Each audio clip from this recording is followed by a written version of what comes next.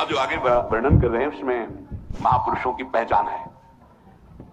सिद्ध महापुरुष तीन प्रकार के होते हैं। एक होते हैं आचार्य कोटि के, सात्विक विचार वाले, एक होते हैं भ्रष्ट आचरण वाले, एक होते हैं पिशाचाचरण वाले, और तीनों सिद्ध हैं। बहुत बड़े महापुरुष पूज्यपाद उड़िया बाबा जी हैं, वही रहस्य का प्रकाश कर सकते थे, अन्यथा बिना ब्रह्मबोध महापुरुष के ऐसा नहीं। तीनों सिद्ध हैं, तीनों भगवत प्राप्त है। सात्विक आचार वाले जो आचार्य कोटि के होते हैं, एक एक अक्षर शास्त्र मर्यादा के अनुसार चलने वाले, जैसा शास्त्र कहता है वैसा उनके आचरण में दिखाई देगा, और वो सिद्ध भगवत प्राप्त महापुरुष हैं, पर उनके आचरण तस्मात् शास्त्रम प्रमाणम थे। दूसरे भ्रष्टाचार, ऐसों को पहचान पाना बहुत कठिन होगा। वेश मलिन, आचरण मलिन, जैसे आप में कोई पुराना हो तो शायद जान पाएगा, भगवान दास नाम के एक संत इसी चौराहे पे रहते थे। ये जो चौराहा है, कभी नंगे पड़े रहते थे, कभी वो पा रहे उनके साथ कुत्ता पा रहा है, कभी नाली का पानी पी रहे हैं, और भगवत प्राप्त महापुरुष थे। इसकी पहचान स्वयं की। कोई चाय रखने गया, उठा के ईंट मार दी, गाली दे दी, दौड़ पड़े, पकड़ पाए तो 10-5 घूंसे थप्पड़ मार दिए, ऐसा उनका व्यवहार था। भ्रष्टाचार, हलवा कोई रख गया, खिचड़ी रख गया, कुत्ता खा रहा है, उसी के साथ वो खा रहे हैं। कभी गमछा लपेटे, कभी नंगे, सीधे प्रकृति का वार शरीर से सहते थे, बस चौराहे पे ही रहते थे। बहुत अगर गए तो राधा टीला है, बस इतना ही उनका था। राधा टीला से इधर, और इधर थोड़ा चढ़ाई जो है जहां पूज्य श्री चंद्रशेखर बाबा जी वास करते, उसके इधर, मतलब चौराहे के बस इतने में ही रहते थे 12 महीना, 20 साल उनको देखा। तो जब काशी से आए हुए थे तो उनको देखा तो उनकी दृष्टि से लगा कि ये स्थिति प्रज्ञ महापुरुष हैं, पर अपने को छुपाए हुए ऐसी लीला करें। पर उनके कुछ ऐसे आचरण थे जिनसे लगा कि इनकी, हमें लगता है बुद्धि खराब है क्या, मतलब पागलपन का दौड़ा है क्या ऐसे।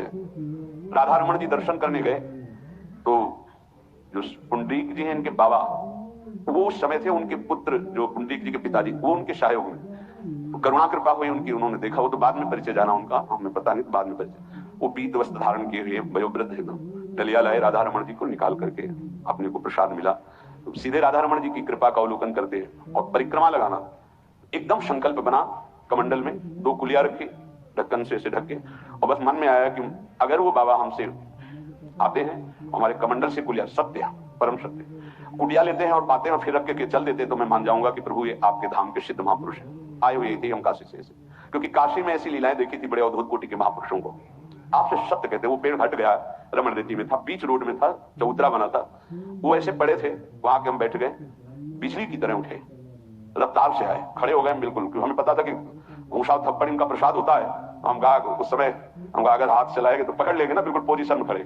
तो बंगाली भाषा में कुछ बोले, वैसे गले में हाथ डाला, ढक्कन हटाया, कुलिया निकाली, पाया कुलिया वहीं रखा, ढक्कन रखा, गए और वहीं लेटे। सत्य कहते एकदम रोम रोम खड़ा हो गया कि अरे भगवत प्राप्त महापुरुषों को जानना बड़ा कठिन है, कैसे आचरण, भ्रष्ट आचरण से रहते हैं, कभी दिगंबर, कभी गमछा लगा हुआ है, कभी कुत्ते के साथ खा रहे, कभी नाली का पानी पी रहे। पूज्य बाबा कह रहे आचरण मलिन, नाली या पैखाने का भी पानी पीने में उनको कोई भी परेशानी नहीं, गंदे जगह मलिन भाव से पड़े रहना, किंतु वृत्ति हर समय भगवदाकार रहना, भगवदाकार रहना। ये तीसरे पिशाचाचार, गाली गलौज करना, ईंट पत्थर से मारना, हर मलिन चेष्टा, बहुत कठिन है, बहुत कठिन है। ये सब देखने को मिला है भगवत कृपा से तीनों प्रकार के महापुरुषों का। वृंदावन में एक आगंतुक संत आए थे बाहर से, वो रात्रि में हर वृक्ष के नीचे खड़े रहते, पैर सूज गए थे, उनको कभी बैठे और लेटे नहीं देखा, खड़े रहते थे। 25 वर्ष के लगभग की बात है। तो उनको जब देखा तो देखते ही उनकी दृष्टि ऐसी थी, ऊर्ध्व लगा, तो भगवत प्राप्त महापुरुष है, 45 वर्ष की अवस्था हो, बस खड़े रहते थे, चरण उनके फट गए थे ऊपर से ऐसे खड़े खड़े। रात्रि में एक दिन हिम्मत की, बोलते नहीं थे वो, अरे लार बह रही है ऐसे गंदे कपड़े, और महाराज जी आप कृपा करें, उस समय मदन डेयर में, या आप आइए, तो खड़े हो गए। तो आटे के 4 लड्डू हमें मिले हुए थे, तो आप कृपा करके पाइए, खा ले। उनका आपका ये जो बाहरी परिवेश है और आपके जो बाहरी लीलाएं हैं, ये बाहरी लोग तो भले न समझ पाए, पर प्रभु मुझे ऐसा अनुभव होता है आप भगवत प्राप्त महापुरुष हैं। रो पड़े हो, कभी हमने उनको ऐसा नहीं देखा, रो पड़े, और उनका ये हमारे गुरुदेव की कृपा है। उनका कब से वृंदावन आप आए, बोले कुछ दिन में। बोले वृंदावन की रज का प्रभाव कितना दिव्य है कि अब जाने का मन नहीं होता है, पर आप अब दोबारा हमसे मिलने की चेष्टा मत कीजिएगा, कभी दूर से देख लीजिएगा, पर आप कभी मिलिएगा नहीं। आप भक्त हैं इसलिए आपसे संभाषण कर लिया। ये तो आपने सुना सुबह की लीला, ईंट चल रही थी उनपे, वो दिगंबर खड़े थे, ईंट मार रहे थे लोग, परिक्रमा वाले लोग उनको ईंट मार रहे थे, कई जगह उनकी ईंट लगी, उनको लग रहा था पागल है, नहीं पहचाना जा सकता। 3 प्रकार के महापुरुष होते, एक होते सात्विक आचार वाले, बहुत जो शास्त्रीय आज्ञा वैसे ही अक्षर आपको दिखाई देंगे, आचार्य कोटि के, पवित्र शरीर, पवित्र वस्त्र, पवित्र आचरण, एकदम आचार्य कोटि। दूसरे एकदम भ्रष्ट आचरण, समझ ही नहीं सकते आप। तीसरे पिशाच की तरह, समझ ही नहीं सकते उनको।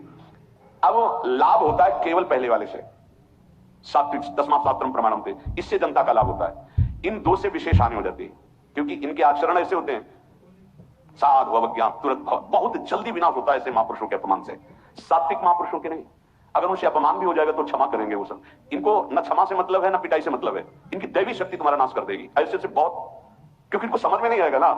काशी में भी देखा कुल्हड़ चल रहे हैं सब, और ब्रह्माकार वृत्ति, लोग समझ नहीं पा रहे हैं, चाहे कि कुल्हड़ जमाए मार रहे हैं उनके ऊपर ऐसे की बिल्कुल जो चर्म है प्रकृति को सहते सहते भैंसे का जैसे हो गया मोटा एकदम, और उनके ऊपर मार पड़ रही है, वो मुस्कुरा रहे हैं, चल रहे हैं, उनका गजब हो गया, ब्रह्माकार स्थिति महापुरुष के सामने, ऐसे कुछ समझ ही नहीं पाता।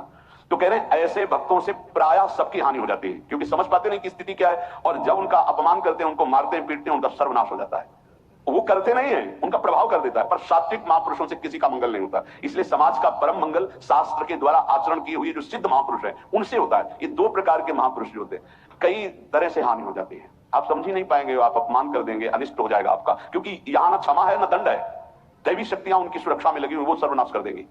इसलिए बाबा परिचय बता रहे कि अगर तो इनको पागल ना समझा जाए। ये प्रायः जैसे एक बार बताया था कि हरगोविंद जी के पंडाल में रास हो रहा था, एक दिगंबर महापुरुष आए और वो ऐसे खड़े थे पीछे से, क्योंकि आरती करने के बाद पीछे राधा वल्लभ जी की गए तो पीछे ही खड़े होना था, तो बिल्कुल पास बूट पहने हुए मारा लात पीछे से, मुंह गिर गए, आराम से खड़े हुए, रात को ऐसे नेत्रों से हल्का सा वो बस फिसल लिए, वो पीछे 10 बार लात मारता गया, वो मुड़ के नहीं देखा किसने मारा, पीछे पीछे हम 10 कदम चले, गजब हो गया, ऐसी स्थिति इस महापुरुष की। और ये बावरा जान नहीं रहा कि अपना सर्वनाश कर दिया हमने, और वो गजेंद्र की तरह मत वाले ऐसे फोगला की तरफ चल के लिए। कैसे समझोगे महापुरुषों को, बाहरी व्यवहार। अभी 10-12 वर्ष की बात है, यमुना के पार ऐसे खो करके रहते थे दिगंबर एक महात्मा, अब है कि नहीं मुझे पता नहीं, पहले यमुना किनारे जाते थे बैठने, तो बस वो चीखते थे, राजकुमारी राजकुमार, राजकुमारी राजकुमार, यमुना पार से राजकुमारी राजकुमार, ऐसे घास नोच नोच के जैसे गाय खाती है ऐसे खाते थे घास, और चिल्लाते क्या थे, राजकुमारी राजकुमार, किसको, प्रिया प्रीतम राजधानी है ना, वैसे वृंदावन की तरफ खड़े होते ऐसे कहते राजकुमारी राजकुमार।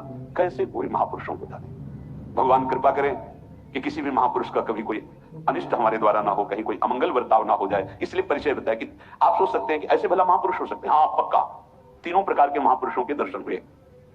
उपासक को चाहिए कि जब कभी इन 2 प्रकार के महापुरुषों का जो भ्रष्टाचरण या पिशाचाचरण, इन दोनों, तो दूर से प्रणाम करके, ना सानिध्य ना नजदीक ना चरण छूना, दूर से प्रणाम करके चल दे, इनके प्रति कभी अशुद्ध भावना भी न लावे, क्योंकि वहां क्षमा शब्द नहीं है।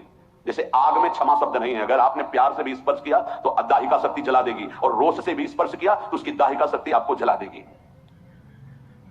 सात्विक आचरण वाले महापुरुषों के द्वारा परम मंगल होता है, और वही सिद्धि प्राप्त करना उचित है।